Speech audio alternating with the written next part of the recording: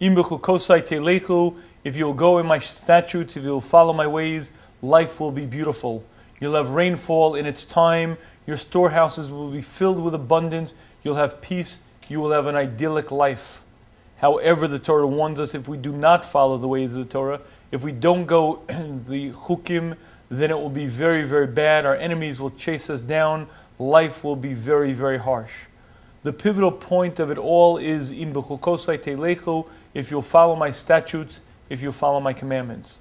Rashi, commenting on this, says what this means is if you will labor in Torah. If you'll labor in Torah study, then everything will be beautiful, and if you do not, then it will turn badly. This Rashi is quite difficult to understand, because there is no implication nor inference in the pasuk to Torah study.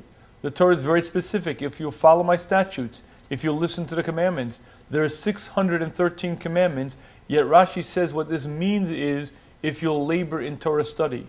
And the question is, how does Rashi know that? What right does he have to say that's pshat in the pasuk?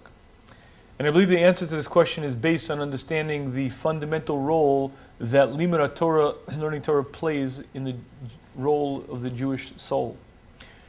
The reality is that this pasuk is telling us there is a pivot point. Either you will ascend to the heights or you'll descend to the depth, both as a nation and as an individual. The human being is comprised of two different parts. There's a nefesh bahami within me, an animal soul, and there's a nefesh sichli, a beautiful, pure soul. Both are in constant competition.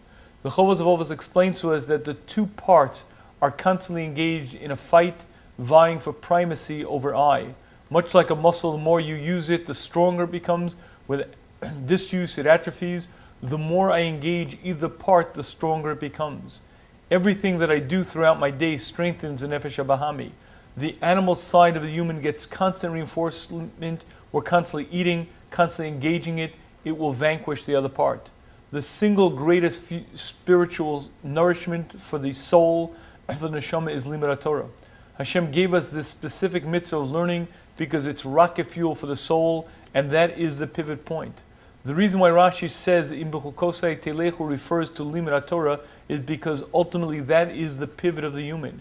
If a human being is involved in limud Torah and studying Torah, he ascends, his soul becomes prominent, and he becomes a different person. And if he doesn't, he heads down the other path. The reason why the pasuk says this is the pivot point is because it's referring to Torah. Rashi says that's pshat in the pasuk because ultimately that is the single pivot point in everything that a Jewish person is involved in. This Rashi and the psukim there are very key and fundamental to understanding the challenge of life. If a Jew is not constantly engaged in Torah study, if he's not involved in learning, he's going to fall down. The mitzvahs will no longer have the same importance. They won't have the same meaning. He will be a different person. On the flip side, as long as a person is engaged in Torah study, there'll be a spiritual reinvigoration within him.